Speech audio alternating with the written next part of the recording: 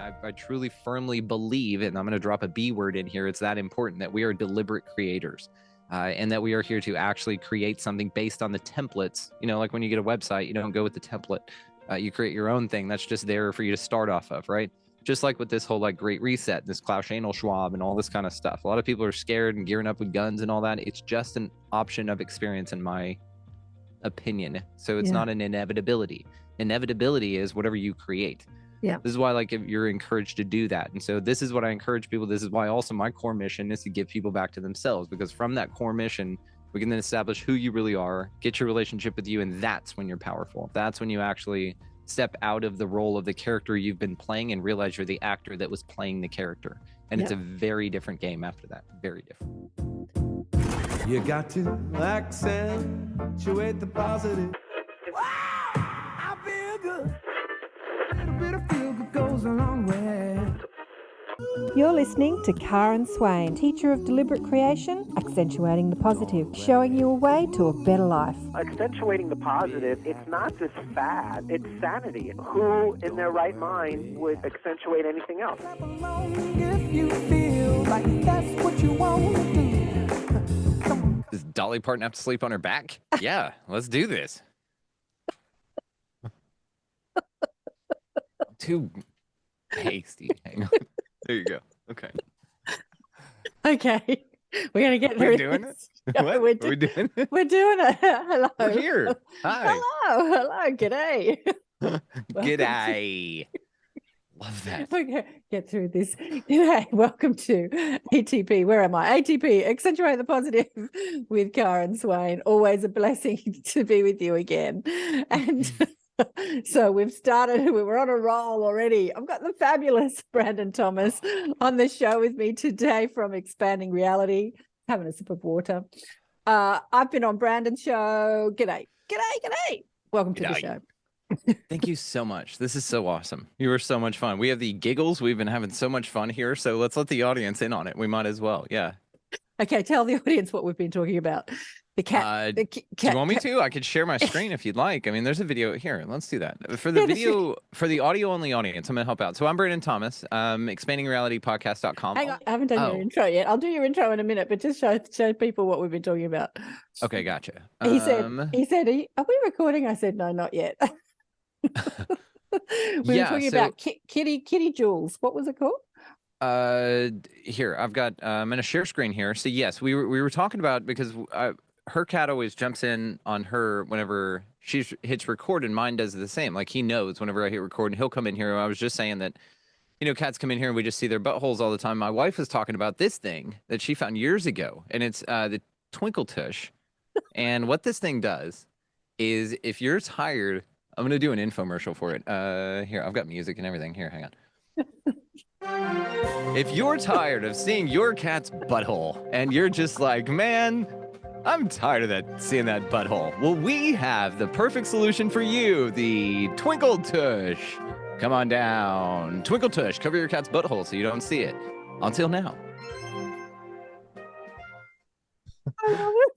I love it. I said to Brandon, I've seen his cat's butthole a few times on his shows, and he goes, "There's a remedy for that." Let me tell people who you are. I like this. First of all, they put one on Dr. Evil's cat, and I don't know what's going on with this, but look at this Twinkle Tush. I think this is wonderful. The selfless plug. I would absolutely affiliate for this brand. What about you? I'm gonna reach out.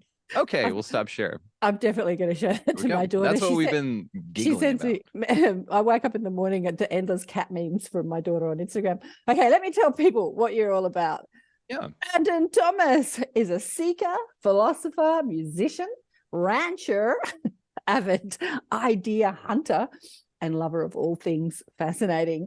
He has a long-term obsession with interesting people and out there ideas, and is the creator, producer, and host of Expanding Reality podcast show.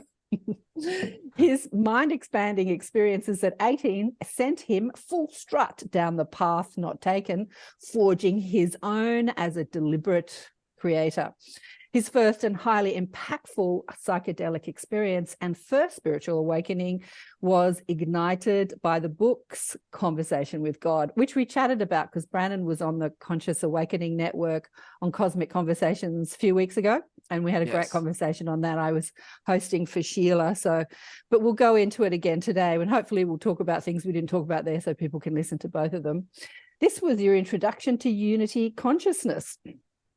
The wake-up call held was impossible to ignore feeling that the picture of reality authority figures are painting is real did not align with your observations of the world around. This presented Brandon with an interesting set of lenses to view the world through. His boundless curiosity has empowered him to become a magnet for incredible people. He always says, I'm a magnet for incredible people, which I love. It's a great superpower. It's his superpower, great affirmation to have. Those of whom he shares with the world by engaging in insightful conversations about fringe topics and mind-blowing guests on his show, Expanding Reality. He shares his open heart and love for all life with his wife, Mary, and a few animals on his ranch in Texas. And your website is expandingrealitypodcast.com. We were just talking about Donkey. Donkey had a few problems. Oh, goodness. Yeah, that girl. Have you ever heard of the show Generation Z? No. Oh, it's incredible. I'm going to, we'll plug him because he's a buddy. But as I'm talking about it here, so my buddy from Generation Z, Dave Z, came to spend a couple of days with us, which turned into like 9 days, which was amazing. Like we had an amazing time with this guy. And while we were hanging out, one of the things that we did was the first day he got here, he was like, hey, brother, if I can be of any assistance, he's Canadian. He's so sweet. He was like, if I could be of any assistance around the ranch or around the house or anything like that, just please let me know. And I went out to do a head count the next morning when we woke up, and I said, you know what, you're in luck. We actually do have something that you can do. It's in the form of ranching. And I didn't tell him anything about it. So I'm going to tell you about this experience, but I'm going to plug him real quick. So this is Generation Z podcast. Highly recommend it. This beautiful, beautiful Canadian right here is Dave Z. He is fascinating. This is easily one of the most brilliant minds of our time right here, this guy. He was on several episodes recently with Elsa Dillon. He was on, we called it Botox Lightning. That was an awesome conversation. And then also he was on the 200th episode that was just released, the latest release on my feed from there. So anyway, Generation Z podcast, make sure you guys check that out. YouTube, fascinating dude. Love Dave. Anyway, Dave was here, took a head count, saw that the donkey was the top of her eyelid. I'm going to be as least graphic as possible. I have pictures and videos and stuff, and I'm not into gory shit, so I'm just going to tell you about it. So her top meat of her eyelid on her right eye was she got caught on something, a piece of metal, fencing, something like that. We live in Texas. We have a 12-acre ranch. There's just stuff, you know what I mean? There's an edge of fencing, a T-post. You can get caught on a stick, anything. So she came walking up with this half of her eyelid like hanging off, like the meat hanging down into her eye, blood on her face, all that good stuff. So she walked over. I was like, oh, okay, cool. And so that's how I saw what happened. So I come inside. Dave's there. I said, hey, Dave, you're doing some ranching today, buddy. And he was like, okay. So we go outside, and I'd already called the vet. I knew what I needed to do, which was put a halter on this donkey, which is not something we'd never done before. She'd been out here for 8 years. We don't know how old. They lived to be about 40, and we got her when she was very old already 8 years ago. And she was our first animal out here. Her name's June. She's one of our miniature donkeys that we have, and we just love her to death. So we get her into a stall with a series of apples and treats and things like this. And now we have 5 other donkeys. So we have 6 donkeys. Right now we're just the ass ranch. We've had, horses, goats, pigs, like all kinds of stuff. We have chickens and donkeys right now. So we're the chicken and ass ranch. And so what the other girls though, were just like, and they're all girls. So like Jurassic Park, right? They're all female. And so the girls were all standing around really concerned, or like, what are y'all doing and stuff? And they were getting apples too. So they were really into that. So me and my friend Dave in from Canada, his first time hanging out in real Texas. He's flown in and stuff and not like been to Texas. So he's hanging out at this ranch in Millsap, Texas, attempting to wrangle up this donkey. We finally get the halter on by him holding a treat in the palm of his hand through the hole of the mouthpiece. So she reached through the mouthpiece to grab it, and I just held it. Now, before we went outside, I've never put a halter on this donkey. We could have easily been shaken, right? And the way ranching is done sometimes is you go rope that animal, you get it handled, and you tough it up however tough. not all ranchers are like this, but there are some mentalities that it's just your power over this animal. Now, the way we do this out here is, yes, we have a ranch. We do not eat these animals. They are rescues. So the June is a rescue. She came out here as a rescue. One of the donkeys we have, Ophelia, she'd never seen grass before she got out here. Wow. And there's like 10 acres of beautiful grass with a huge pond out there and stuff. So it's a place to rescue animals. That's why I listed a bunch of animals that we've had, because we've like given them homes and then send them off to better homes or whatever, or different homes. Anyway, so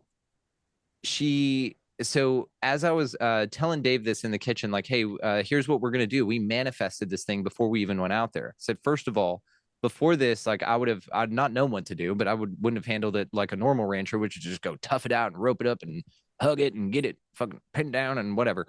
But I told Dave, I was like, dude, we're going to manifest this together. I said, she's injured, but here's what we're going to do. We're going to get that halter on her. We're going to know immediately. She knows we're here to help. We're putting out that vibe, and all the other donkeys know that we're here to help too. We've got these apples cut up. We're going to go out there very calmly and just get her in that stall, tie her up, and just be calm. And then the vet's coming in like 30 minutes. Okay. So here's what we do. We manifested this and we sat there and thought about it. Every single thing that I said happened.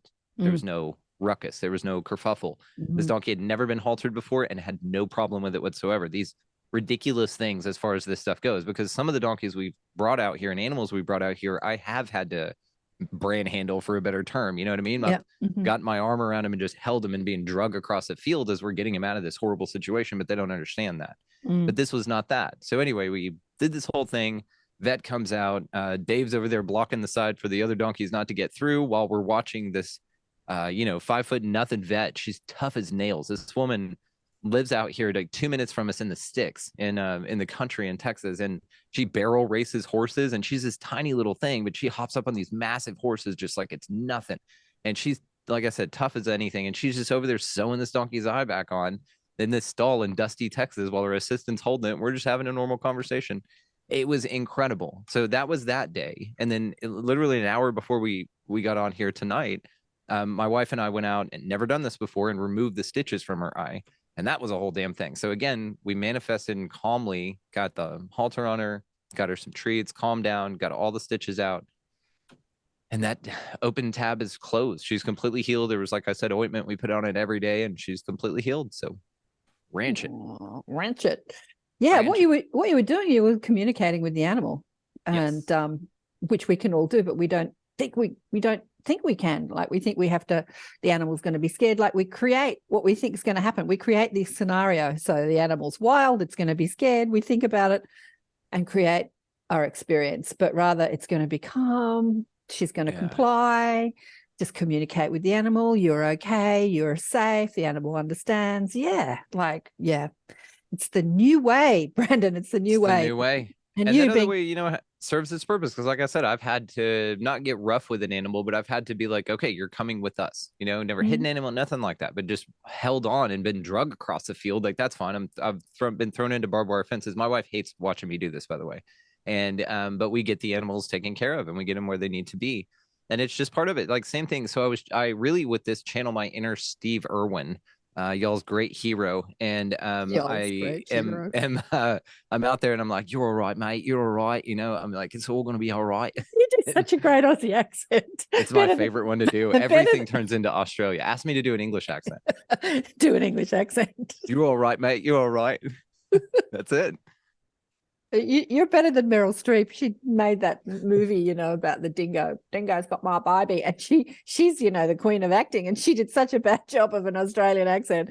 Most people put on a Cockney accent when they're trying to do Australian accents, but you've got it nailed. Oh, darling. So we're here to talk about, what are we here to talk about? We're here to talk about you. We're here to talk about you, consciousness, expanding reality, expanding consciousness. But for people that don't know your journey, let's hear a little bit about your journey. In the bio, you had the expanding experience through the Conversation with God books, which I did too, I have to say. Yeah. I have to say. And we spoke about this on the Conscious Awakening Network, how you had Neil on your show. When you first started the show, he came on your show when you had like hardly any listeners, and Neil came on. I love that about Neil. Like, love him. He's an uber superstar in the consciousness space, and he won't ask you how many subscribers you have. Like, he's going on another friend of mine's who's just started a podcast show. No listeners, like, 20 people will listen, but he's like, yeah, I'll come on. Yeah, I I love love him. that about Neil. So He's yeah, so tell us your sweet. story. Tell us your story. So born and raised in a small town in North Texas, not like country like we live in now, but it was a small suburb type of a place outside of a major city in Fort Worth, which is next to Dallas for anyone outside of anything. So in that time, I was very sheltered, like, and not for any particular reason. My parents were very religious, so we grew up, vacation Bible school. We were at church like 3 times a week, 5 times a week, something like that. Sometimes during events, like every damn night. So raised in church, very sheltered. Didn't even know what weed was. Like, didn't even catch the references in movies or anything like that. Knew my parents drank, but just thought that was an adult thing. Had no attraction to it. And that was when I was 17 years old. So that took me from 17 at that summer in between my sophomore and junior year in high school. We moved. My dad got job transferred down to Houston. So from a very small town to a massive city, right? So it's like the eighth largest city in the nation or fourth largest in the nation, something like that. Anyway, so we moved to this huge city, and that was just a massive culture shock. Now, a few things happened with that brought up a lot of triggers for us as a family unit. That really inspired a lot of rebellion in me, I suppose, because I was just ready to be me and just not knowing what that was or stepping into that on my own for the first time, and then definitely getting the opposite reaction of support at the house. Then it was just an interesting time. And so this is why I focus on this when you say my story. This is like the focal point of when I could say this spot, you know what I mean? This moment. It lasted about a year and a half, and it just completely changed me and set me on the biggest trajectory I'm on now. So with that, I was in, like I said, high school, junior year. Then we go into senior year. Well, this whole time, late junior year into senior is when I really started to explore and to expand. I got introduced to cannabis for the first time. I know there are some people that say that they don't get high on the first time. I definitely did. I had a blast. I laid in the grass with a dog and laughed my ass off. And from then on, Mary Jane and I have been very, very good friends. And I've got a wonderful relationship with her. So going from there then to going back to the house, one of my parents just had a really rough time with it. Now, before I'd say this part of it, I really want to emphasize that everything's healed now, and that this part of the story is actually why it's one of my favorite parts, because it's so impactful. It's something that changed me so damn much that without it, I would definitely not be the person I am. So I'm grateful for every moment of it. So I must say that first. One of the parents did not take it well that we moved away from North Texas and into this place, and felt very alone and alienated, and it was stressful and all those things. And so not knowing how to deal with that parent doing the best they could with the information that they had at the time, took it out physically. It first exploded physically on me, and so I just kept it on me. I figured, well, if it was going to erupt like that and everyone was in the crosshairs, I was just going to make sure that I was the only one in the crosshairs. So the more it happened because I was doing what I was doing, the more I would escalate what I was doing, which was just really exploring me and finding out myself. I was a little shit, to be honest with you. I'm very stubborn and all those things, very intelligent, which is tough for a parent because I could always outwit, and always logic poke and just be like, none of this makes sense. Y'all see that, right? As like 7 years old. And they're just like, oh my God. So I get it. And again, this is a turbulent time, and all those triggers and things for that parent, and it's okay. Like, everything again has been so forgiven, and we're wonderful. So anyway, it erupted, got worse and worse and worse as I got more and more me. That then transpired a few months before graduation into my first psychedelic experience, which was LSD, liquid acid. And so with that, I took one drop on the tongue. They gave me a huge sweet tart, which was one of those big things, with a dropper on it, and said, just take it later. I immediately popped it in my mouth because that's just who I am. So 2 hits of liquid acid at the age of 18, immediately, first time to ever do psychedelics. Now, the story was, I was staying out at a friend's house. I was still living at home with the parents, by the way. I was still in high school.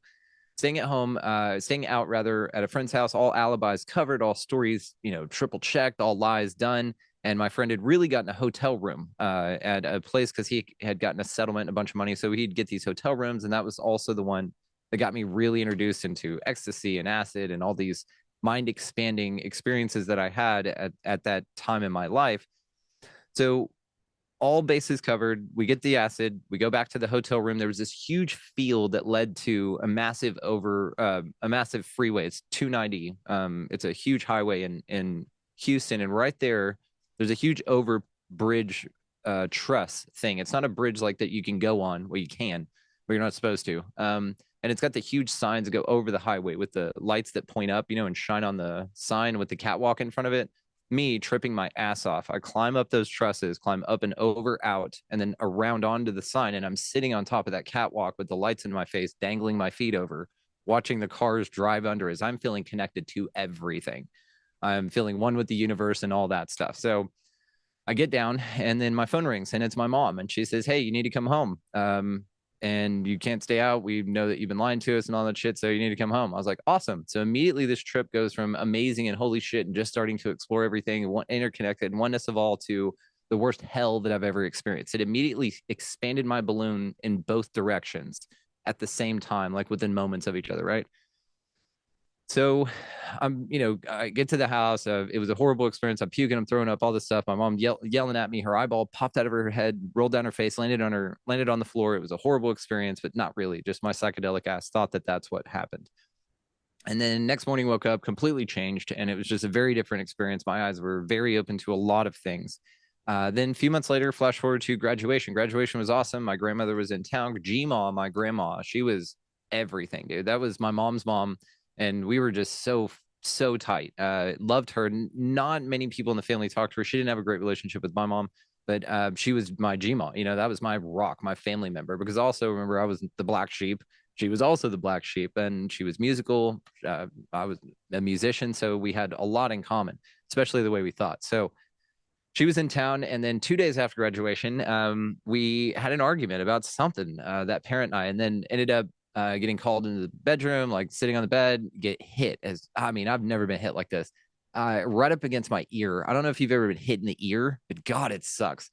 And immediately fell back. Then that parent's on top of me, choking me. So you have this like moment of your parent like choking you, and this, it was just challenging. Okay. And I'm 18. I don't know what the hell's going on.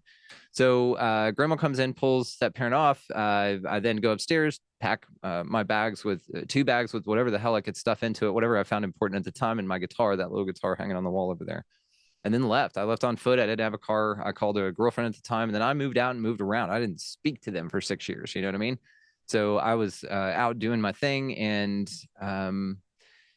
right after I moved out. So now I'm on my own. I just had this huge psychedelic experience, this toxic experience from the house. I had no car, I had nowhere to go, no money. I had a job at Chili's. I was waiting tables there, which is how I got into conspiracy theories, because there was a table I waited on. I was reading something in the newspaper, and he just scoffed that the newspaper could be so inaccurate about something. And my 18-year-old ass was just, it was incomprehensible to me to even question anything like that. Like the narrative. Again, I wasn't grown in a place, and all this happened squashed into like a year and a half's worth of time, where I was like, hang on, we're questioning everything. I was like, yeah, all of it, dude. Reality, religion, your parent, everything, the structure of all of it, just boom, let's go. And from there, then this guy was like, oh, you got to read between the lines. God, I started researching conspiracies. And spoiler alert, this was in May of 2001. And then in September of 2001, when I was living in an apartment with that girlfriend, after I'd moved out a few months earlier, boom, towers hit, and we were talking about all kinds of stuff. So, but right after that, all the fear stuff and everything in the same breath. I mean, the same breath of this 1.5-year span. It was right at the end. One of the last big things was being handed that book, this book right here, Conversations with God by Neil Donald Walsh, hardback cover, exactly like this one. And I devoured it. And it was my look at unity consciousness. And it called me back to what I experienced for a moment there with psychedelics before I fell so hard. And I was just like, hang on, this is all connected. And especially when it got to the part of like Hitler went to heaven and like there's no wrong way. And it just resonated so hard with me, because in that whole thing with my parents and all of that, I mean, I shunned not only them, but the religion that spawned them. Right. And so God he could fuck off as far as I was concerned. I was just fine being an atheist. And so I say, to this day, I would have figured it out eventually, but Neil Donald Walsh is the reason I'm not an atheist, So, and then, 20 years later, had him on the show, which is crazy cool. So all of that happened. Big, drug experiences after that. I had a rule, no needle drugs, and I stuck to that, pun intended, and never did any, and had a great time, didn't hurt anybody, didn't die, so and really expanded my horizons and my reality. I just looked at this world absolutely unique to anyone else. Absolutely. And that's one of the biggest things, is those set of experiences in that time period. I was looking this morning on your Instagram, because Brandon posts all this stuff on Instagram, which is fascinating. I don't know how you get it, where you get it all from, but you're prolific with your posting on Instagram, but it's always fascinating. And I shared it on my story with Alex and Alison Gray. who Alex Gray is that amazing artist, and they're talking about their LSD experience in the 70s, because I think they're in their 70s now, and how it changed their lives and inspired their artwork. And it's amazing. If anyone doesn't know Alex Gray or even Alison Gray, they've been married for what, 47 years, they said. Yeah, their artwork is wild. And my wife is the one that sent me that, actually. So all shout outs go to her. I had a guy on recently named Jason Pickard, and he actually commissioned a painting from Alex Gray. And what's so crazy about it is he goes, and guess what? I commissioned this painting. Everything's awesome. I'm ready to take it. And Alex goes, I got some good news and bad news. He said, yes, I'm going to do the painting for you, but you can't have it yet because Tool is choosing to make it their new album art. So this is the painting that the guy that I had on, Jason Pickard, he's a friend. This guy right here, highly recommend him too. This is Alex right here painting the damn thing. And he had an old sketch of this, and it was based on, so look at his logo. So this is Jason's logo. Okay. And he wanted something similar to this. Roots of man must reach down to heaven until before he can reach down to hell before he can reach to heaven. Right. And that's what this is. And that's what Alex Gray painted. So this is Jason and his friend right here standing next to it. Wow. So this is Jason's painting. He commissioned that from Alex Gray. Isn't that cool? Yeah. And here's Jason and his daughter with Alex. Oh, beautiful. And this is on his... How cute he is with the kids. Yeah. This is on his Instagram, on Jason's Instagram. This is on Jason's Instagram. Yeah. Jason Pickard Official. So what does Jason do? Is he a podcaster? Yes, actually, he has a show. I mean, he does all sorts. Oh, look, donkey. See, that's or cow rather. Jesus.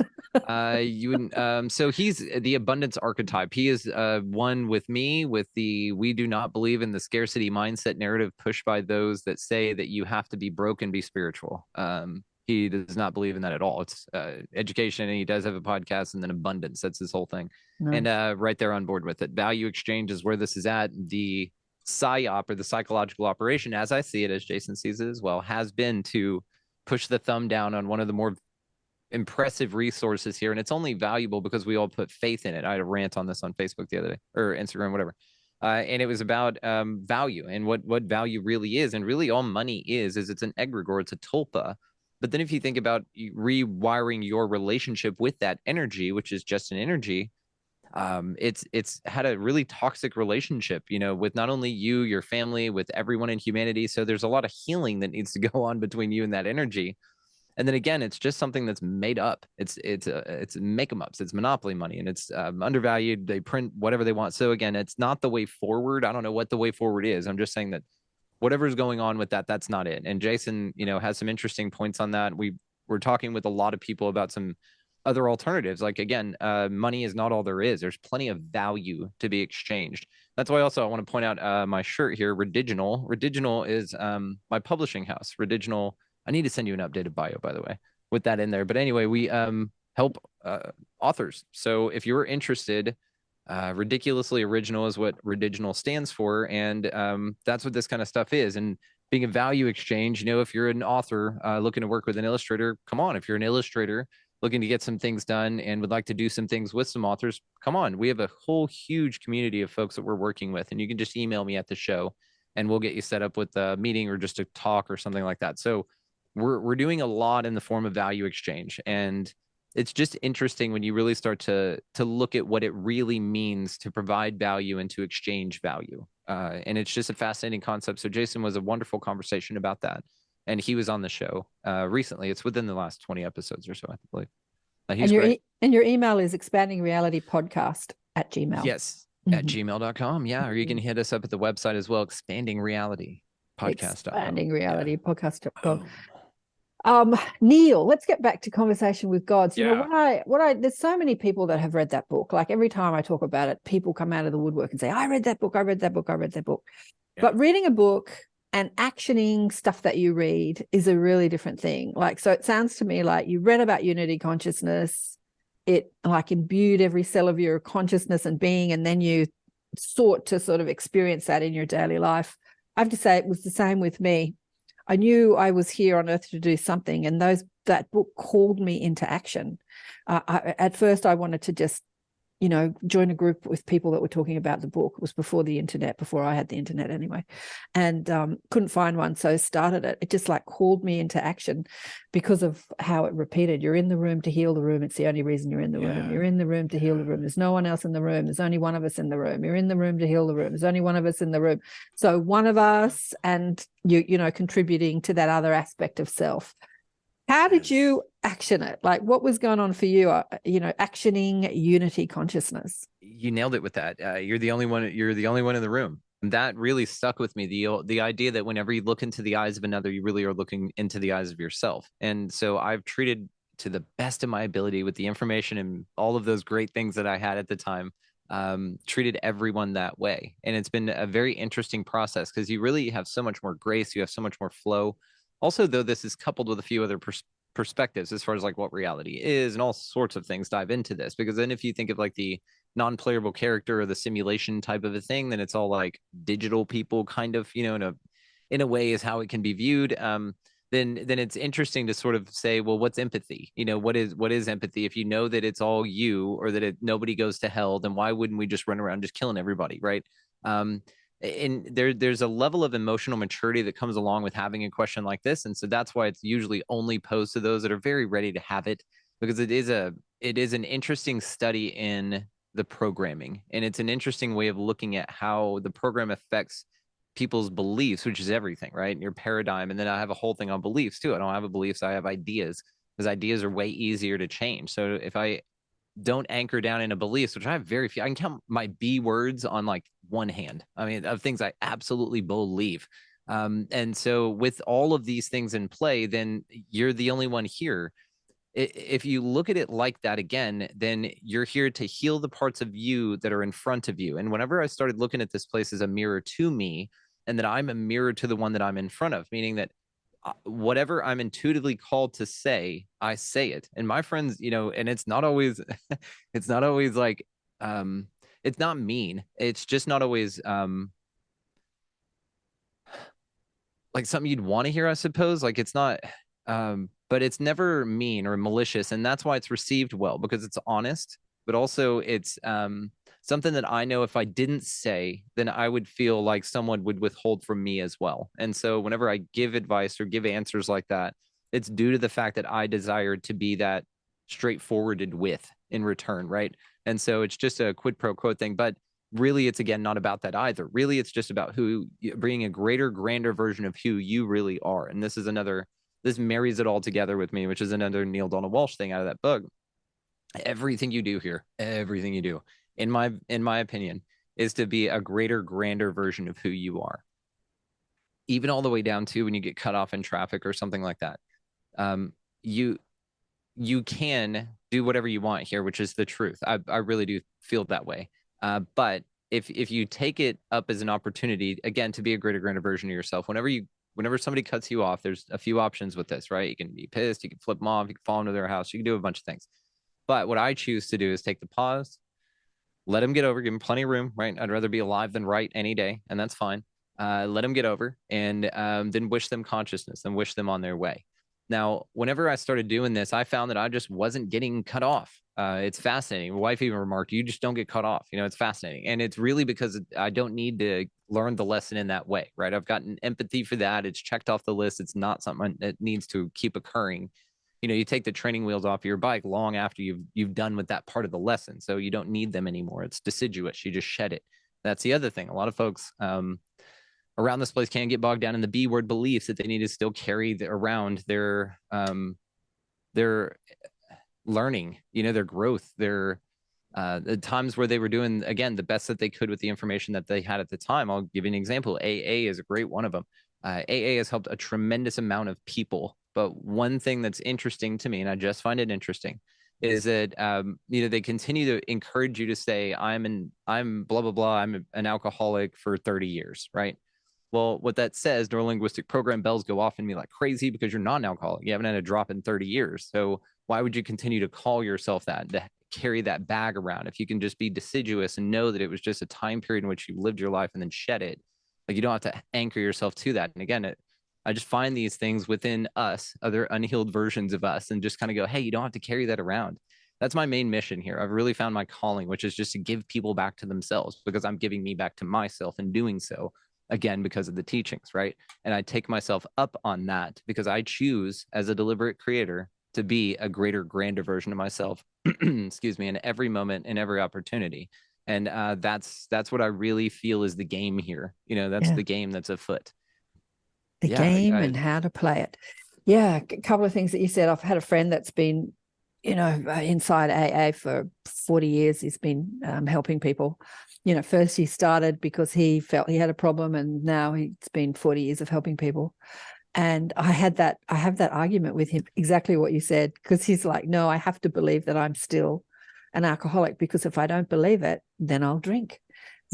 And I'm like, really? And they're right. And they're right because of the they're belief. right because they believe it. Yeah. Right. Mm-hmm. Yeah. Mm-hmm. Whether you think you can or you think you can't, you're right. Henry Ford. And it's so true because it's so basic. It's so simple.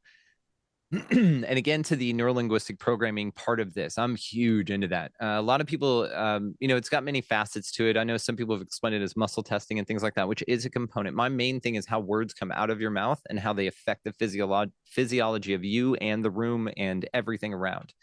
And so it's fascinating, you know, even with challenging things, like let's say just tact, for example. A wonderful quote that I heard was Winston Churchill's take on tact.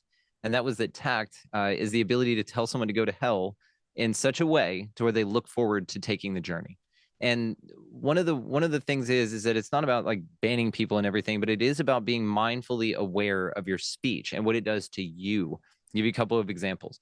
One of them would be this T word. I'm only going to say these universe right now. I'm out of my box. I'm only going to say any of these words for now for the sake of the argument. They do not apply to my messaging in life. And this is how adamant I am about this. I'm separating myself from the message of the spoken word I'm about to say here about this. Trying, sorry, looking for, gonna, going to, someday. Any of these things have such a massive, massive impact on you cellularly. I'll give you the sorry one as an example. Sorry is a beautiful mode of appreciation and step backness that you have in humbling yourself whenever you've either done wrong, rather maliciously or not. Probably, usually it's not malicious. It's just a habitual thing that constantly gets spoken into the vernacular. So it's just a program, and you're going to hear the program everywhere after I explain this to you. So the sorry word, the S word, we just don't use in this house. And the reason is because every time you say I'm whatever, you are declaring it as true for yourself. And so even though it's this habit, oh, I'm sorry. Oh, bump into somebody at the store. Oh, I'm sorry. You will hear it like parakeets all over the damn place now. And the thing about it is what you're really doing is you're not, in my mind, a body. Yeah, that's one way to look at you. But another way to be would be you're like this amazing Voltron of 75 trillion cells and all these incredible pieces of biology working together to make sure that you continue to exist and walk around, because they're pretty fond of the experience as well. So when you start to look at things like this, then what you're doing is you're telling all of those beautiful cells that only want to do whatever you declare after I am. That's their job. That's their mission. And then do it incredibly well and to the letter. Whatever that word is, make sure it's very, very mindful, because they are listening always and they are accurate and wonderful at their job. They're experts at it. You will create the feeling of sorry within yourself if you continue to say it. Now, we give you the alternative, because there are some times when, you know, maybe you feel that you should apologize, and that's fine. I apologize. That's a very different thing. That comes from the place of what they've sold you sorry comes from. But it's the real place that doesn't do any cellular damage to you from my mind. Now, I realize as well, I take these things on, and because they're real for me, they're real for me. But what I hear in speech, especially, I can feel the tone change in a sentence whenever a certain word gets implanted, and especially a word that then leads to a vibe.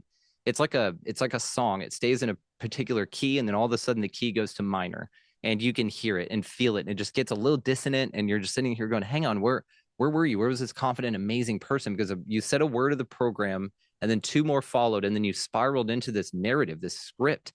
And it's a fascinating thing to observe, because then again, whenever you take out the word trying in your vocabulary, there's a beautiful meme about this. I'm not a triceratops, I'm a do-ceratops. And I love the shit out of that, because it's, number one, adorable.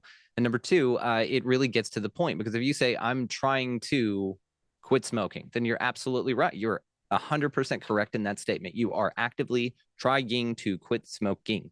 That is a statement and it's also a verb, which means it's action. So whatever verb that is, that it is. Now, if you say I'm quitting, again, that's a verb. You're going to continue to do so. So what it is it's a declaration. It's a mindfulness of the speech patterns, first of all. And look a few of these up. Like I said, I've just given you a few, but some of the more damaging ones, again, sorry.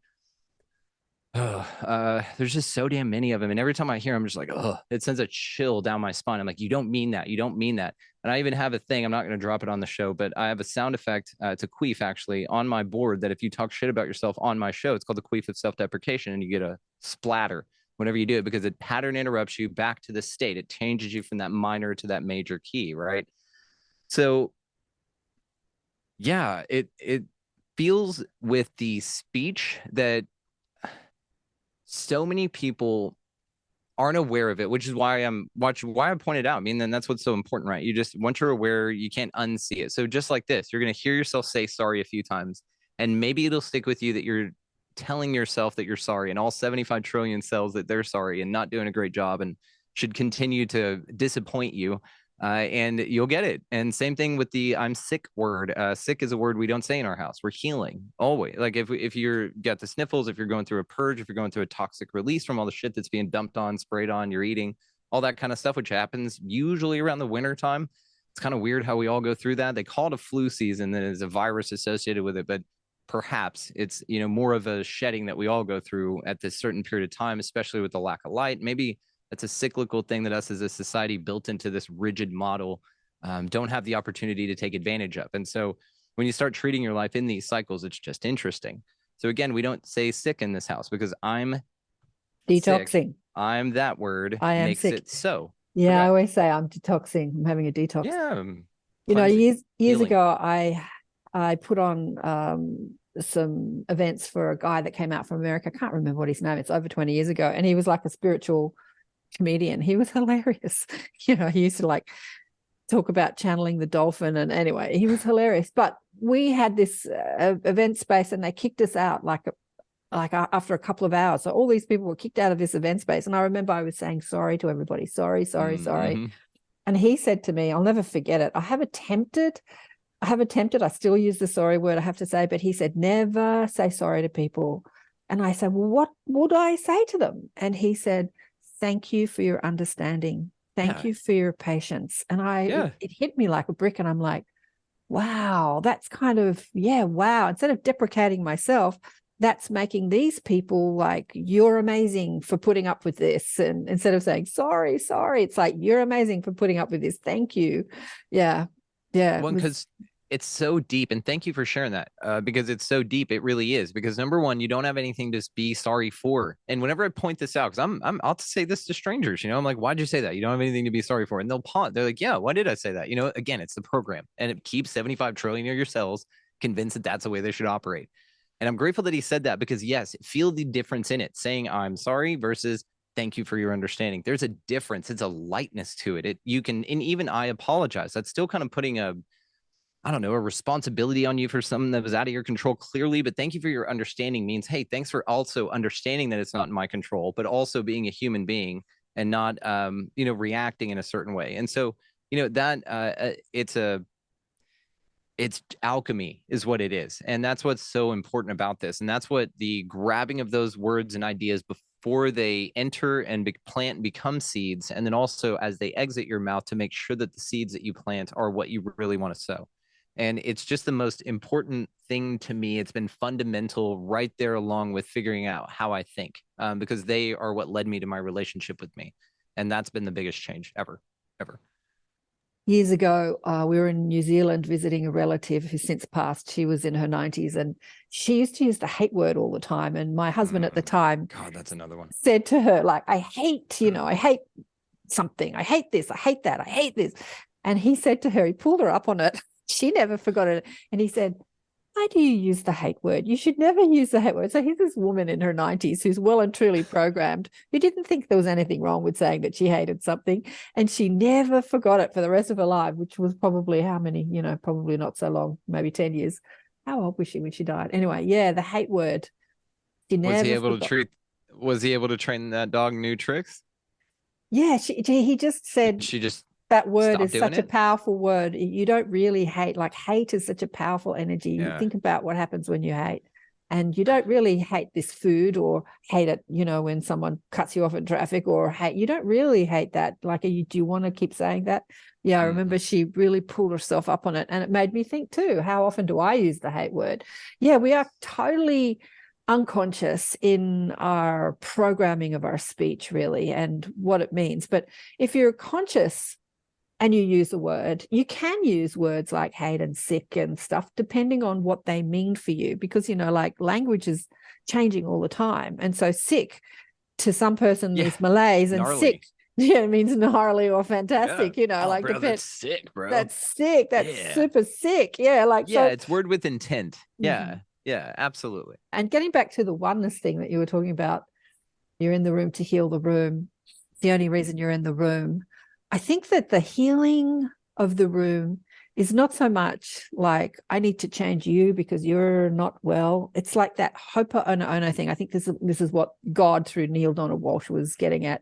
It's like healing the room says that when I bump up against something that looks like unpleasant, or someone's upset, or someone's sick, or someone's angry, the healing occurs in you. Like, this is the ho'oponopono. Like, you heal that aspect of you. It's been presented to you through another aspect of you called the other.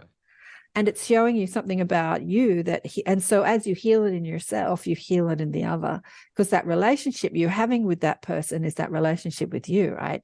How did you action that in your life? The mirror to you thing, it really happened in an interesting example, actually, that I can give you right here.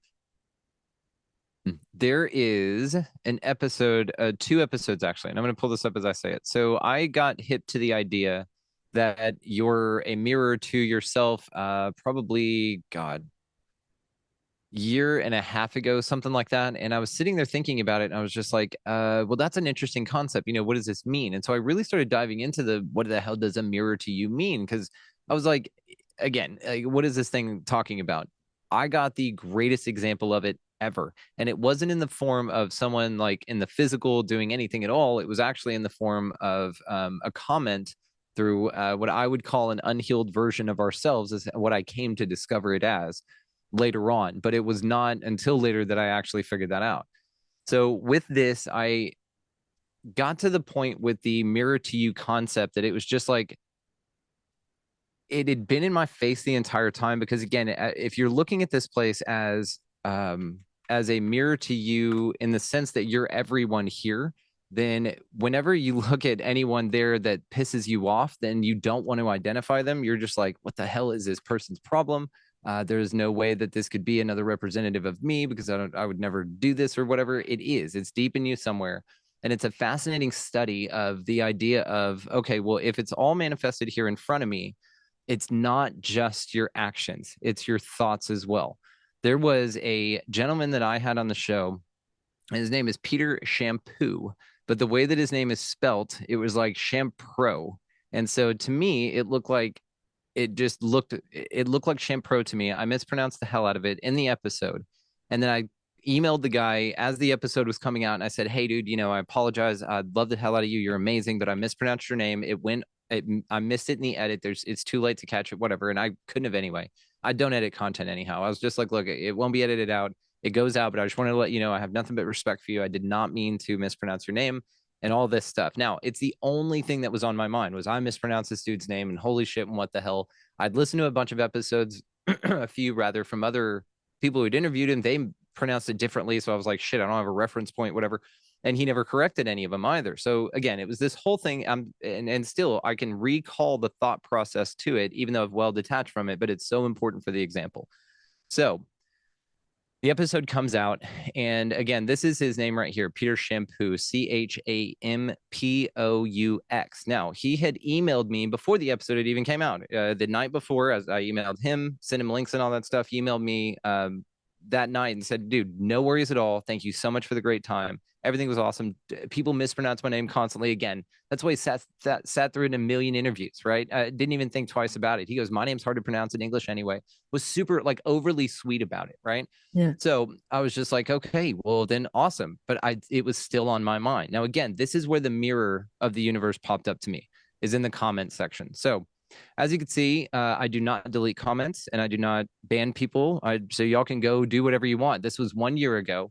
And this is what it said. Peter Slavin is his name.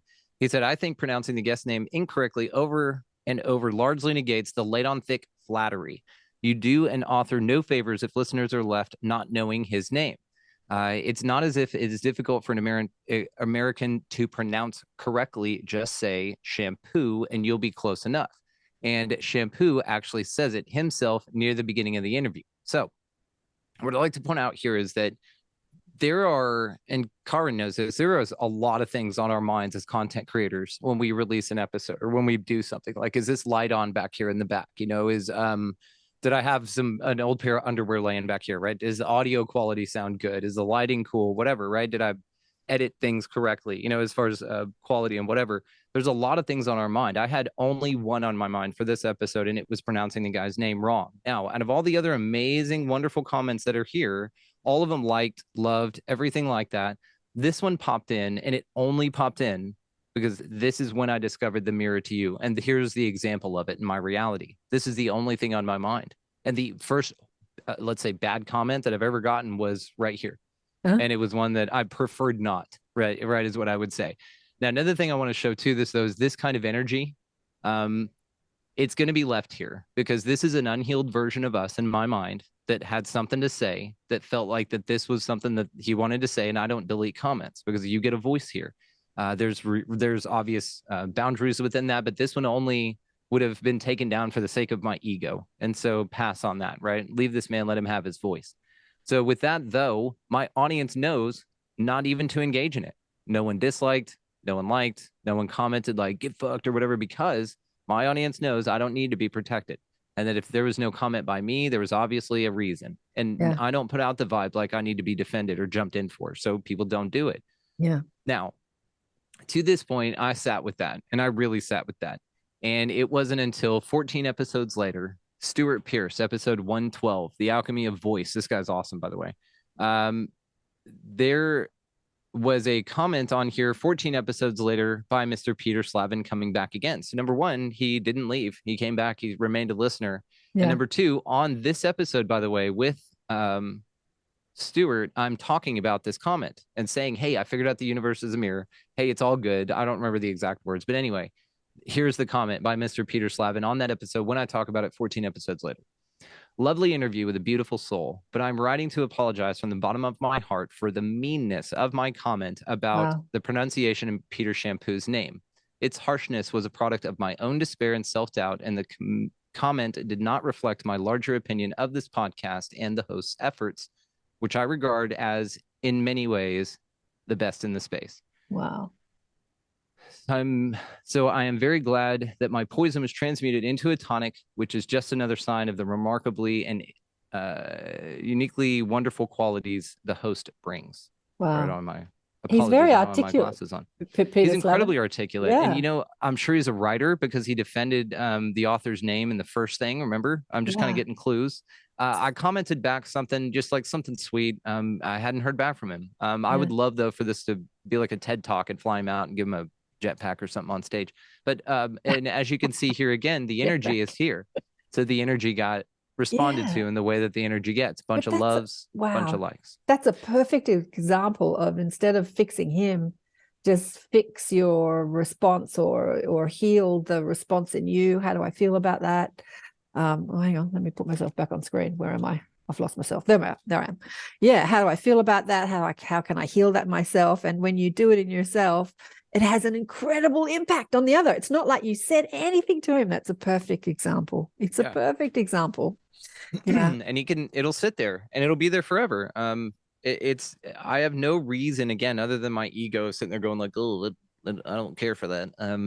It doesn't do me any good to the unhealed version of me, because again, that's him. That's That's me saying those things because I'm hurt in some way. And by leaving it and by giving it the attention I did on Stewart's episode, which was just simply to say, dude, I love that guy. Like, thank you for that. It gave me the biggest view, the biggest window into that idea that I've ever gotten. And I don't know if I would have seen it that way had it not been for him. And I thanked him for that on that episode. And so for him to write back, think of the vulnerability on his part. Yeah. Think of like that. He didn't have to do that shit. You know, he didn't have to say he could have drifted off into the night. He's not some troll. He came back and he owned up, and we embrace him for that. And so it is this beautiful thing. I really am proud of that, and being the example I have for showing me that the universe is a mirror. I will one up you at this conversation because, again, this was a year ago. I've thought about it a lot. More recently, I've been thinking about the whole idea of outside you and not you and alignment and all of these things. And so whenever I started thinking about manifestation, there was a time period last summer, which it got pretty dark for me, darling. It got really dark. So in that time, I really went within, as I had nowhere else to go. And it was this time period where I figured out my relationship with me, or the beginnings of it. And that's where I formed my thought ninja. And that's the whole thing. And it's amazing. And he monitors my thoughts. He like cuts out the toxic shit. So it's through that process that I started discovering my relationship to those, what I call around me, but I really look at it differently. One of the lenses I view this place in is, again, that it's all you out here. Not married to this idea, but it's one of my more favorites. So that's one that I lean to a little bit more because I've gotten better results with that for me, for my health. So whenever I looked at this, what I started to do was find things, let's say, in my wife that I wasn't a big fan of. And then what I did was you're never going to change that person. So what I did was I stopped thinking of it in that way. I stopped perpetuating it in me. Yep. I started doing the like, no, she does this and she's the perfect that. I'm grateful for my perfect wife. Like I write this in my journal. And what I was really doing was aligning myself to be ready to be the perfect version of what I kept writing about, my perfect wife, right? And to be able to be the match for that. It's not that she was doing anything wrong. It's that I, as the echo of my reality, I was doing her a disservice by thinking of her the way that I was because of what I felt was her external actions, but really they were being generated by the way I was thinking. So I wrote a different script for my wife. I said, she's the most powerful, most amazing, most intelligent, most honor shit, most incredible, like this amazing thing. And I'll be good. God damn, Karin, if I woke up one morning and that woman wasn't standing in the kitchen doing everything that I had on that list, everything. And it was since that switch, I had changed the way I thought about her. So again, the Dwayne Dyer thing, when you change the way you look at things, the things you look at change. And so what I did was literally write new scripts for everyone in my life. My mom absolutely never calls with anything that I'm going to eye roll about because I caught myself doing that when she'd call it. Ah, shit. Eye roll was a story I've heard it 5 times. I don't do that. She's always got something new to say, some new awareness. She's doing wonderful, and she's on her highest timeline in her deepest desires and ultimate fulfillment every time before I answer the phone. And guess what? We haven't had an argument in a long damn time. She's doing wonderful. Not long after that, by the way, she supported the show. She never supported the show. It took a little over 2 years for her to say anything about it. But again, it's because I was writing the script that she wouldn't support the show. When I changed my relationship, she did a post, like did all this shit. I don't even use my real last name on the show because of it. I separated it out from the family. So it's my thing, right? It's just my middle name. So the whole thing was and then my wife and I did this together. I pointed it out to her. I said, hey, what do you think about this change in scripts thing? She loved it. We did it for her mom because, again, my mother-in-law and her, same thing. We have more reasons to eye roll when that phone rings from that woman than any other character in our reality. But we changed the narrative. We wrote a different script for her. Whenever she would write, the way I pictured it was, it's like, if you can think about this character of you out there that is sitting there going, okay, great, I'm going to have this interaction. And it's all based on what they think of me and feel of me and believe in me. Okay, got it. And then as they're calling, when we answer, she's getting a text of or the script of what she's going to be, what character she's going to show up for us as, that we're sending her the message because of our thoughts and the way that we feel about her. And then she's sitting here looking at it going, shit, God, they keep eye rolling. They think I'm all screwed up. Okay, I'll play this part. And she calls it. It was drama. And it was yelling and it was dumb stuff. And it was this part, again, this role that we continued to cast her in. But how much of a disservice was that for us to do for that character, for that unhealed version of us in our lives? Are we here to heal or are we not? So doing that in every way, I meditate for the betterment of everyone out here, everyone, lizard turds and all. are doing the best they can with the information they have at the time. Everyone is on their highest timeline and their deepest desires and ultimate fulfillment. And everyone is only moving forward into the greatest, grandest version of themselves, always in my mind. Those are the only characters that pop up in my life. Those are the only people that I interact with. And this is why I'm a magnet for incredible people, because I have to be. There's that, I demand it. This is the only vibrational standard I have for my life. And that's it. Well, darling one, that's how you change the world. That's how you change. You do the it by world. changing you. Yes. Yeah. That is how you do it. You figure You out do your about relationship with changing you. your opinion about it. Absolutely. Byron Katie says it beautifully. He says, no two people ever meet. You only meet your ideas about them. Ooh. Oh, don't you God, love I it? love that. Damn. Damn. And it's beautiful too, because really the way I see it also is like they're just the other part of you mapping another part of consciousness with their feelings, Right. their actions, their thoughts, their ideas, everything that they're doing. And they're doing it through a fog of delusion. Because yeah, this world's Right. claimed, this age is titled to be the age of information, but really it's the age of a delusion and illusion. And so to be able to see through that and to sift through that fog and to be a clear beacon, that's really what the goal is here. And that's what we do when we strengthen ourselves with these kinds of conversations and those types of awarenesses. And that's how you clear the fog, is because you're able to sit there and say, hang on, it doesn't need to be like this. Because and this is why I detach myself from emotionally investing in conspiracies at all. I haven't been a conspiracy theorist in like 10 years probably. I detach myself emotionally from it. Now, mentally, I'm very aware of what's going on. I'm very aware and sovereign. I'm on my own. I can take care of myself. I am a warrior in a garden, not a gardener in a war. So I'm very aware of that because I've gone through that. You know, the truth will set you free, but first it'll piss you off. And I was in a scared place in that fourth dimension. Got to wake everybody up. Neo just popping out of the thing for a long time. But what that got for me was a very toxic environment and a bunch of people that didn't want to talk to me about it because of the way it was being approached. So whether your information is correct or not, if you're coming at it from that, I say fourth D energy, but really it's from a place of like, you have information, but you're too scared to know what to do with it. And you just want everybody else to know it so that you can all group together and figure out how to solve it together, which there's power in that. But really what's occurring is it's perpetuating. You're feeding in, the way I see it, not declaring things as fact, it's just my perception. What I feel you're doing is feeding into this system that just demands your attention. It's the old story of the grandfather and the grandson sitting there seeing two wolves, one named love and one named fear. And the grandson asks his grandfather which one grows, and the grandfather says whichever one you feed. So if you're feeding the narrative by stating things even as fact, even if they're absolutely chemtrails are happening, okay, but when there's a way to talk about it that will get people attracted to your information and make real change, that is seen from within yourself on how to do that. And then there's another way of just scaring the shit out of a bunch of people and alienating yourself from your family and friends, and then feeling vindicated in that people would tell you that it was going to be that way.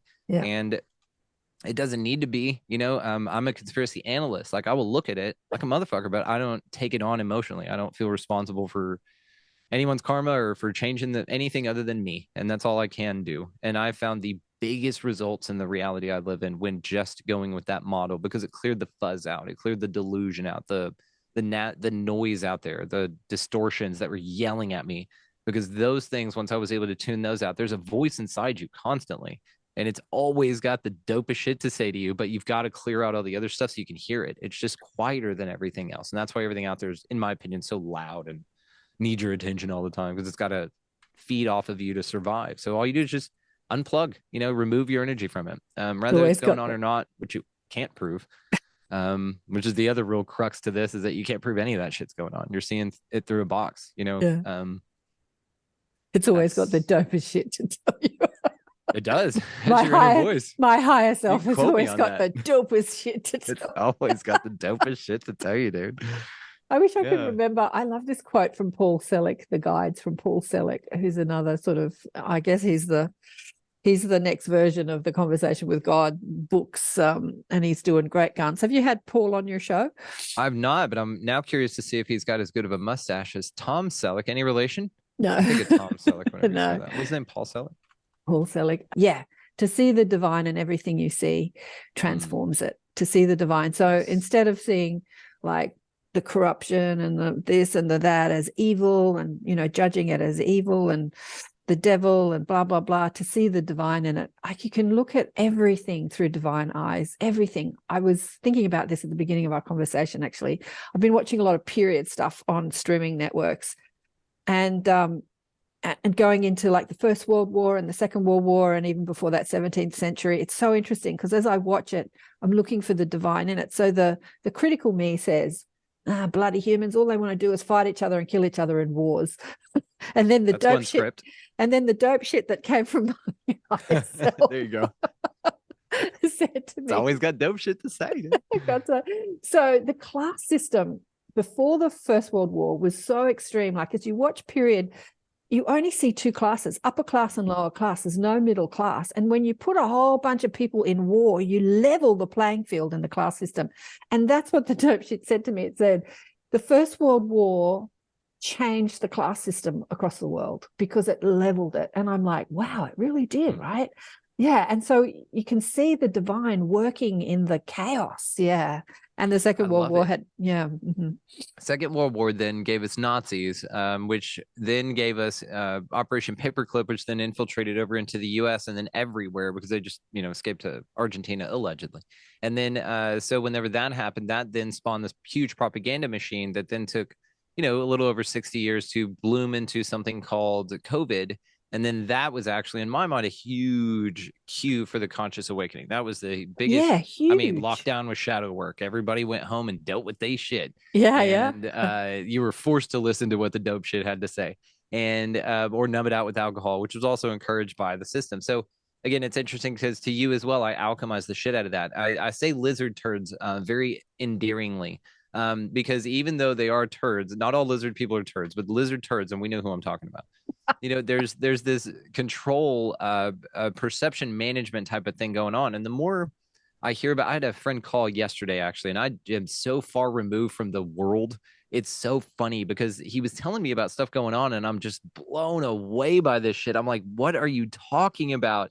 It was the craziest stuff about like just politics and all kinds of shit. I was just like, oh my God, I'm just so far removed from it that as he was saying it, I'm just like, this is what it's doing. And I'm smiling because I'm thanking it for being so damn ridiculous, because this is the thing.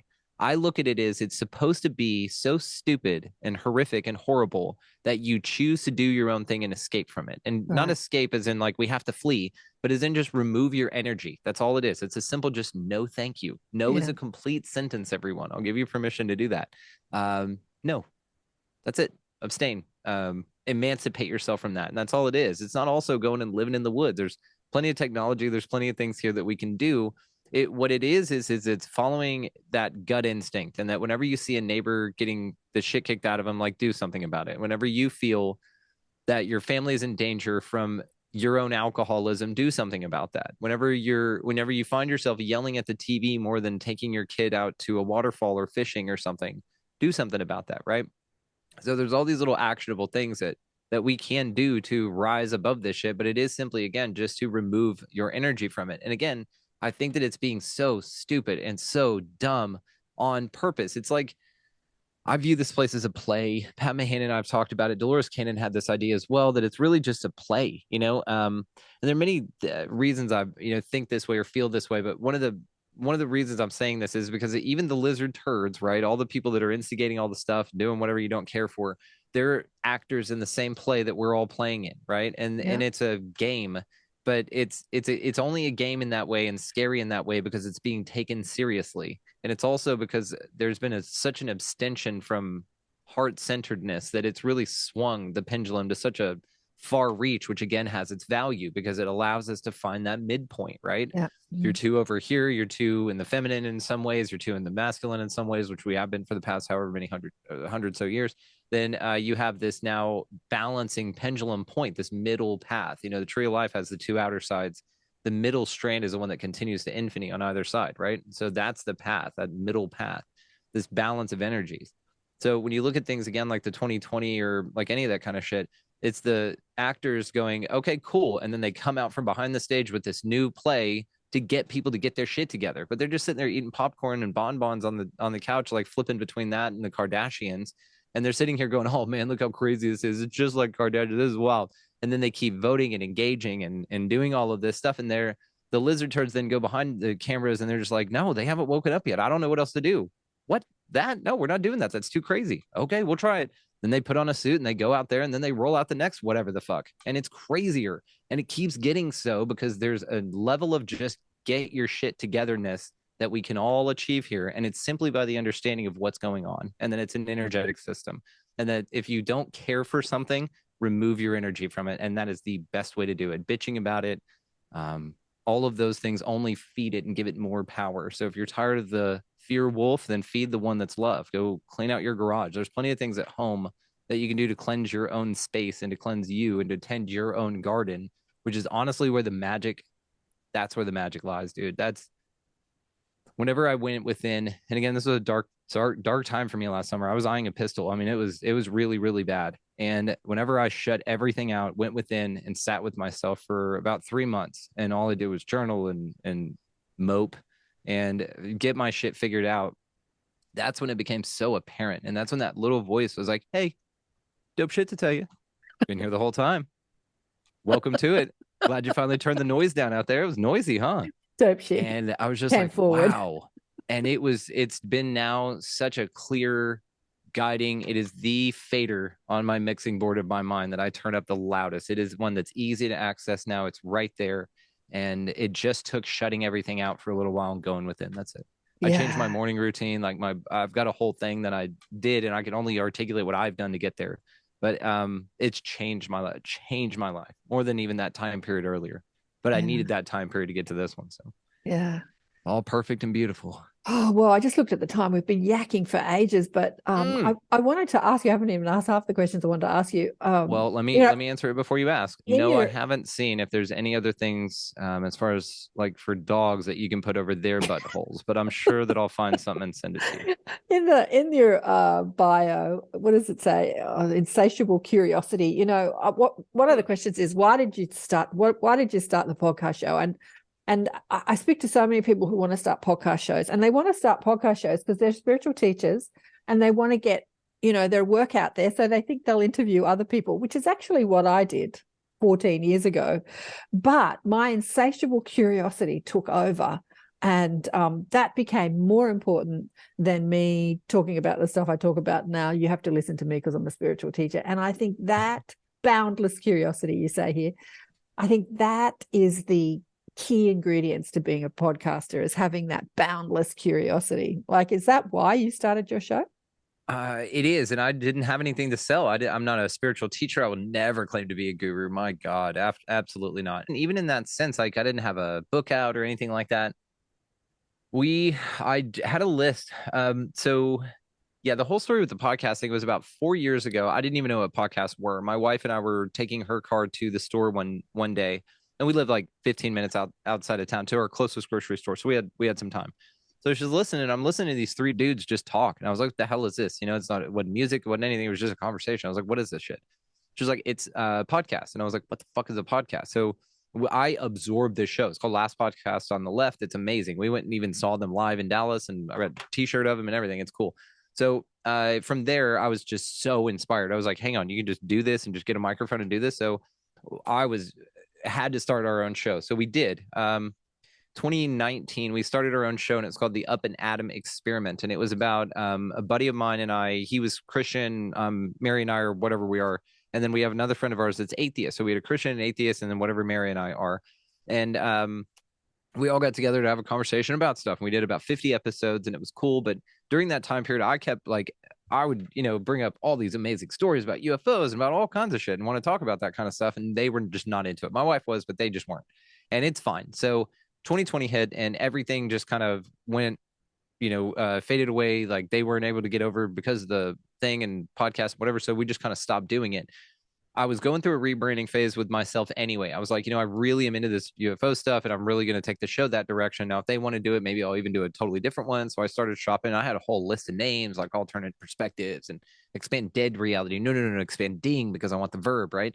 So I had this whole thing and going with it. And then I invited everyone back to do the new show, in which I had also been halfway through the first show. I'd started a list in a green spiral notebook, which I still have, of like all these names of these UFO authors. That was really the thing. I wanted to get UFO people on. Like I'd listen to Coast to Coast religiously for like 20 years. And I'm just like, oh my God. And so that was my big thing, is I wanted it to be sort of like a coast to coast thing where I could just talk to these people who had heard speak about stuff, but ask them questions that I hadn't heard them ask, or ask them about updates on stuff, right? So really, that's where it started, this boundless curiosity just to talk to folks like that. And then it just turned into this huge, amazing, massive thing that I, couldn't have predicted. Now it's way bigger than me, and I'm just along for the ride and have been just a blast with it, just out of the way and hanging on. It's just been awesome. So that's really how it started, with just UFO folks, and I've had so many of them on the show. And it's funny too, because I'll flip through that notebook every now and then, and I'll be like, holy shit, and I've had like 15 of them on in the time, and I haven't looked at that notebook in a long time. So I'll go through and cross them off. I'm like, yeah. And then add another one. I have Kathleen Martin coming back on next month, and she's great. Yeah, she's awesome. I had Kathleen on years ago. Yeah. Yeah, it's great to catch up with people when you've had them on years ago. Yeah, Kathleen's wonderful. Have you had Susie Hansen on? I have not. Yeah, New Zealand UFO contactee. She actually started a whole lot of groups in, anyway, I'll introduce you. Please. Yeah, so UFO. So before we go, where do you think we're headed in our future? Like, what timeline are you on? Anyway, so you're talking about all this UFO stuff, UAP stuff, expanding consciousness, higher consciousness, Star Nation people, different quantum physics. You're talking about a whole lot of stuff. How do you think everything that you're talking about looks in a future reality? Yeah, so the show started as UFOs and stuff like that, but again, expanding is really the point. And so the tagline for the show is and has been the expansion of consciousness cleverly disguised as a podcast. And so the whole point of it really now, and I understand it, is to encourage critical thinking. And with critical thinking, we can expand our idea of what's possible and possibilities. And with this, I'm a perception whore. I am so into like your reticular activating system and the double slit experiment, the placebo effect, and like so many things about how manipulatable this and subjective this reality is. So I even have, strong thoughts about consensus reality in a solipsism sort of way. Like you're probably the only one here in a way more literal way than you think. And that maybe your reality ends at like your fingertips, where your hand ends. That's where your reality is as far as you can extend it, like the Vitruvian Man, and everything else is just simulated vastness, and all that can just be, an association or an apprehension rather of your perception. So if with all of those things factored in, then you would say like, okay, well, where do you fit into all this? And really where I am with all of this stuff is, again, there's a lot of noise going on out there. So if you're in comparison mode, which one of the greatest mantras I've adopted is comparison is the thief of joy. The comparison curse is dead within me.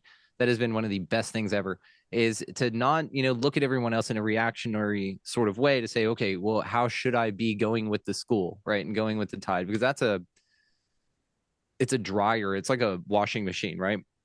And the only way out is to get like actually out, to actually withdraw, to create your own thing. I truly firmly believe, and I'm going to drop a B word in here, it's that important, that we are deliberate creators. And that we are here to actually create something based on the templates. Like when you get a website, you don't go with the template. You create your own thing that's just there for you to start off of, right? Just like with this whole like Great Reset, this Klaus Schwab and all this kind of stuff. A lot of people are scared and gearing up with guns and all that. It's just an option of experience, in my opinion. So it's not an inevitability. Inevitability is whatever you create. Yeah. This is why, like, if you're encouraged to do that. And so this is what I encourage people. This is why also my core mission is to give people back to themselves, because from that core mission, we can then establish who you really are, get your relationship with you. And that's when you're powerful. That's when you actually step out of the role of the character you've been playing and realize you're the actor that was playing the character. And it's a very different game after that. Very different. And you say you're not a teacher.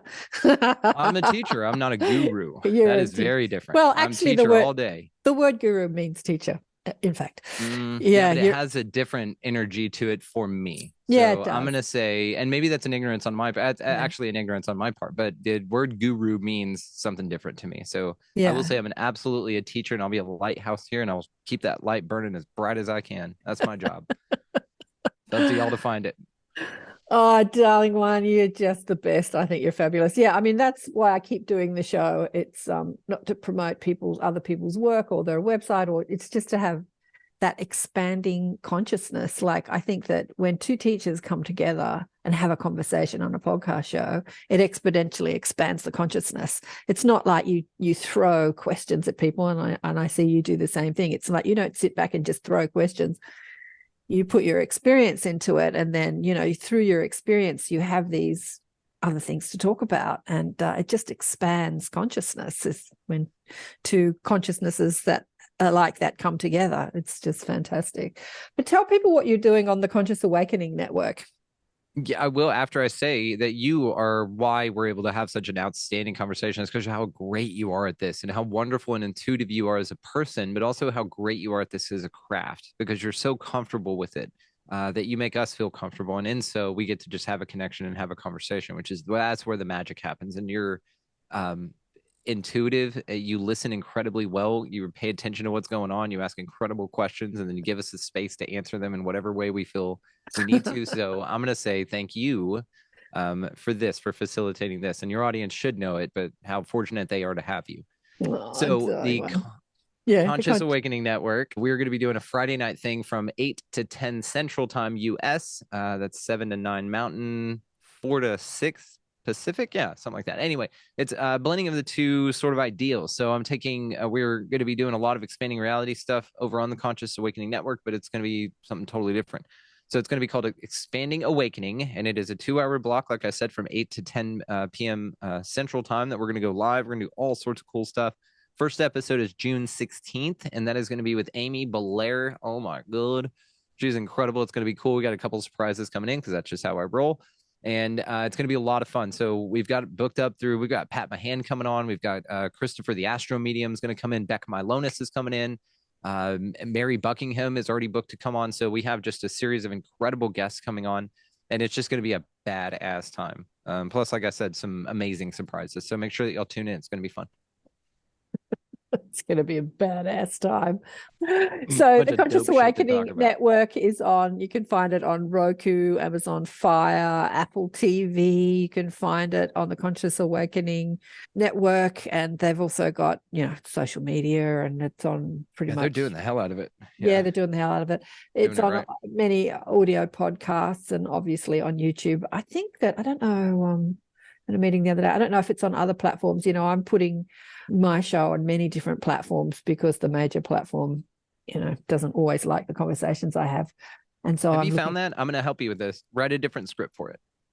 Well, everything in your life, everything in your life. I have actually written a different script for it. And yeah, you're right. Yeah, you're right about that. You're right I'm telling you, it's everything. And only because I felt the energy. Okay. This is another one of my gifts I'm really tuning into. And so thank you for allowing me to harbor this. I felt the energy. It dropped down to a minor key when you said it. I'm sure somebody out there felt it too. Write in if you did, by the way, to confirm this for me, but I know I felt it. But it changed in a sense of that it wasn't you anymore. It was something that it was the program, because that's an automated response for us content creators to say, oh, I'm shadow banned. I am not shadow banned at all. And so therefore I'm not, you know what I mean? I don't even believe in the concept. I think that if you believe in that concept, sure, you're going to experience something like that. I don't. And we're doing great. We're doing fine. And by that metric, we should have been taken down a long time ago, but we're not. It's not something I subscribe to. So therefore, I'm going to empower you and other content creators out there to write a different script for all the things that you're engaged in. Yeah. Well, one of my shows came down recently, and we had a almost 2-hour conversation about all that stuff that you and I've been talking about in many ways. And there was just like one sentence that he said that they took it down. And that was just about the way that pharmaceutical drugs do their business. Like, that was it. And I was shocked. And I've seen so many other conversations up on that platform that are much more engaged in that, and they're still up. And I was kind of shocked. One of them. Yeah. Yeah. So we talk about all kinds of shit, but I don't believe in shadow banning. I don't. I had a bunch of shit pulled down, or 2 or 3 videos pulled down from YouTube a while back, and I started to like Too Hot for YouTube channel on my website. It was really cool. You know, it had flames on it and shit. But now there are things that I won't put there if I, you know, just for the sake of it, but also it's great for your website, really. There was an episode I had on about the organ harvesting in China. And so that one I just didn't put on YouTube, just because I already had a feeling about it. Now, whether I'm powerful enough to overwhelm that or not, whatever, I already had the belief that it wasn't meant to be there. So I just didn't. Yeah. So there are other things, though, that hindsight I've looked back at and been like, holy shit, that's still up. But it was after I'd already declared this. Right. And so again, I'm seeing it in my world, which is why I'm encouraging it. Yeah. And so, yeah. Great reminder. Once I took that down, and we don't play that way with YouTube anymore. And honestly, I upload and move on. And I tell you what, it's been no I'll problem. introduce you to this guy because it was with Adam Apollo, who's one of my favorite, next to you, Brendan, he's one of my favorite people in the world. I just think that this guy is going to change the world. And we had such an awesome conversation. Anyway, I put it on a lot of other platforms, but tell people what other platforms you're on, because I know we're on a few different ones. Yeah, we're on a bunch. I mean, the one that I'd like for people to go to is expandingrealitypodcast.com. I made that whole thing, and I'm really proud of the way it looks. It flows really cool. Here, I'll pull it up while I'm talking about it. So that's the one. But if you're wanting to go to just like any of the socials, if you're like, hey, I'm just really we're on all of them. Instagram, Twitter, TikTok. We have a cool TikTok. I'm doing some fun stuff over there. Anyway, this is a website. Isn't that fun? Wow. Yeah. Woohoo. Look at that. Yeah. So we have our expansive content up for rentals. That's not something I've seen a lot of folks do. You just usually need to support fully or not. The book is there. The handbook is right there. And then as well, merch. We have some fun merch stuff going on with that kind of stuff. And then, of course, you could sign up to be an expansive insider. And this is where all the bonus stuff is. And we have the ad-free MP3 and all that kind of cool stuff. So anyway, yeah, this is where I'd like for folks to go. But also, I mean, we're on all the socials down here. So your TikTok, Instagram, Facebook, Twitter, and then Odyssey, YouTube, Rockfin. And then we go out to like 40 or something different listener platforms. I don't even know all of them, to be honest. Yeah.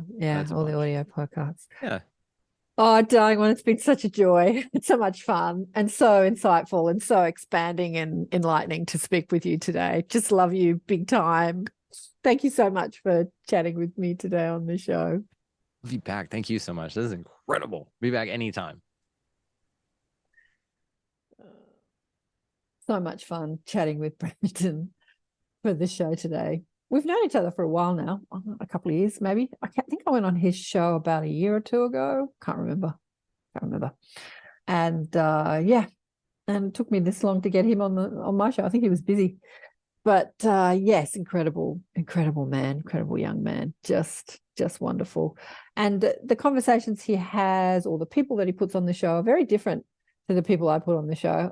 We're both expanding reality and expanding consciousness in what we're doing with the shows, but he finds a lot of a younger generation, I suppose, because he's younger. I get maybe more older generation, more experiences. Speaking about their experiences, I think he gets more teachers teaching all sorts of things: spirituality, mindfulness, quantum physics, as he said, a lot of UFO conversations, and his shows are really interesting. Check it out. And who's coming up in the Inner Sanctum? Sabine Poncelet, who's been on the show last year, I think it was. She was raised in Belgium, but she moved to Dubai around 11 years ago. So she's like living in the Arab world, working as an energy healer and animal communicator.